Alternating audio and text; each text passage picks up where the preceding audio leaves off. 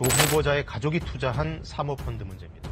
100억 원 넘게 팔려나간 사모펀드에서 국내 1위 사모펀드 운용사인 라인자산운용의 환매 중단 사태가 길어지고 있죠. 부동산 전문 운용사로 잘 알려진 이지스 운용의 사모펀드가 최근 강남에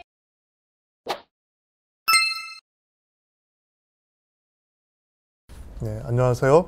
미래대한행동 운영위원 김봉수입니다.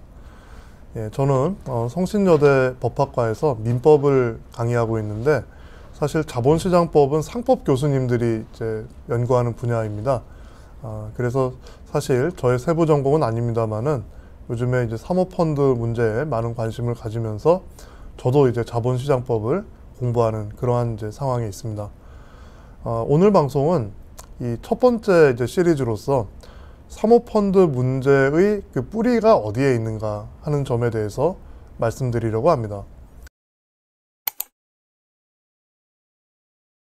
이 사모펀드 얘기는 여러분들이 과거에는 들어보신 적이 없을 거예요.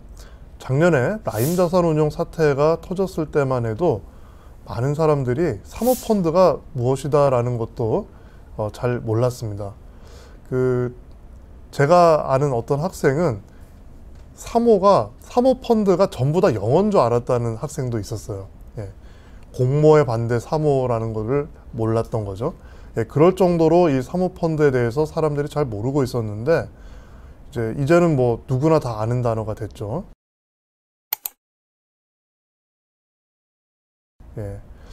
자, 그러면 이것이 이제 왜 작년부터 집중적으로 터지는가 하는 점을 생각을 해볼 필요가 있습니다. 이것은 이제 2015년의 사모펀드 규제 완화와 관련이 있습니다. 그래서 2015년에 사모펀드 규제를 완화를 해서 그러면 2016년에 많이 생겼겠죠. 또 2017년까지 많이 생겼겠죠. 그래서 그 펀드들이 이제 펀드 운용사들이 펀드를 판매합니다. 그러면 그것이 이제 만기가 돌아오겠죠. 그래서 제일 처음에 판매한 거는 만기 됐을 때 돈 줬겠죠. 뒤에 투자한 돈을 땡겨서라도 줬을 겁니다. 그러면 그 다음에는요, 터지게 되는 거죠. 그래서 작년부터 이 사모펀드 사고가 계속 터지게 됐던 것이다. 이렇게 볼 수가 있습니다. 그리고 그 뿌리는 바로 2015년 10월 달의 금융위원회의 사모펀드 규제 완화에 있다. 이렇게 이야기를 할 수 있습니다. 물론 자본시장법 개정은 국회에서 하는 거죠. 그렇지만 이 규제 완화 방침은 금융위원회가 결정을 하고 거기에 이제 후속 조치로서 이제 국회가 입법을 한다. 이렇게 볼 수 있기 때문에 그 2015년 10월 달의 금융위원회 그 규제 완화 조치가 굉장히 중요한 것이다. 이렇게 이야기할 수 있습니다. 그러면 그때 어떤 규제 완화가 이루어졌냐 하면은 바로 이 사모펀드 운용사를 인가제에서 등록제로 바꿔줍니다.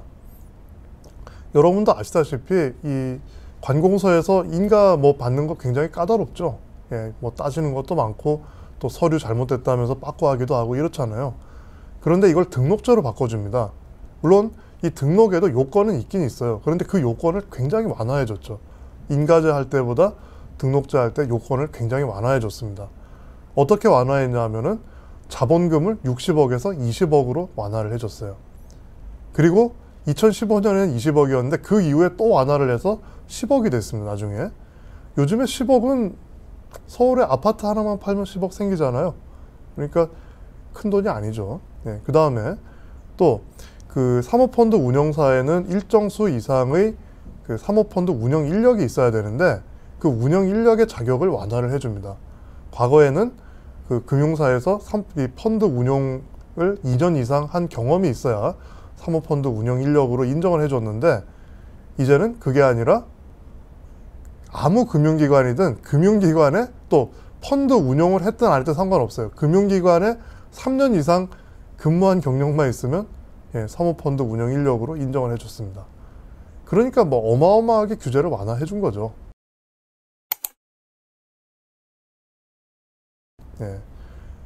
그 다음에 어떻게 됐겠어요? 당연히 사모펀드 운용사가 많이 생겼겠죠.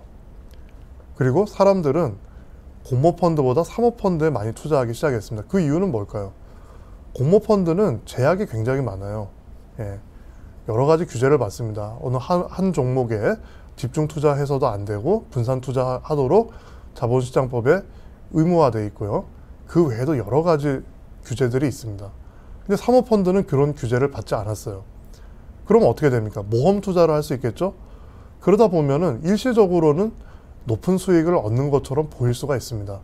예컨대 라임 자산운용의 메자닌 펀드도 망하기 전까지는 수익률이 높은 것으로 알려질 수가 있는 거죠. 그러니까 사람들은 거기에 이제 투자를 하기 시작해서 점점점 사모펀드 규모가 커져가지고 이제는 공모펀드보다 훨씬 규모가 커졌습니다. 그래서 이 사모펀드 문제의 뿌리는 바로 2015년 10월 달의 금융위원회의 규제 완화 조치에 뿌리가 있다. 이렇게 말씀드릴 수 있겠습니다. 뭐 사모펀드에 대해서는 말씀드릴 내용이 굉장히 많은데요. 이걸 한 번에 다 하면은 머리가 복잡해집니다. 그래서 오늘은 2015년 10월 달에 있었던 규제 완화 조치가 어떤 것이었다.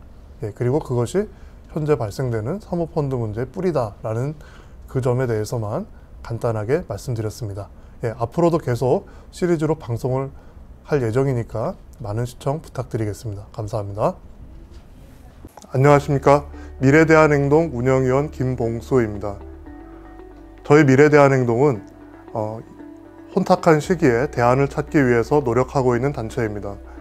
저희 단체가 많은 활동을 할 수 있도록 적극적으로 후원해 주시면 정말 감사하겠습니다. 여러분들의 후원을 기다리겠습니다. 그리고 저희도 더욱 열심히 노력해서 어려운 시대에 대안을 찾을 수 있도록 하겠습니다. 감사합니다.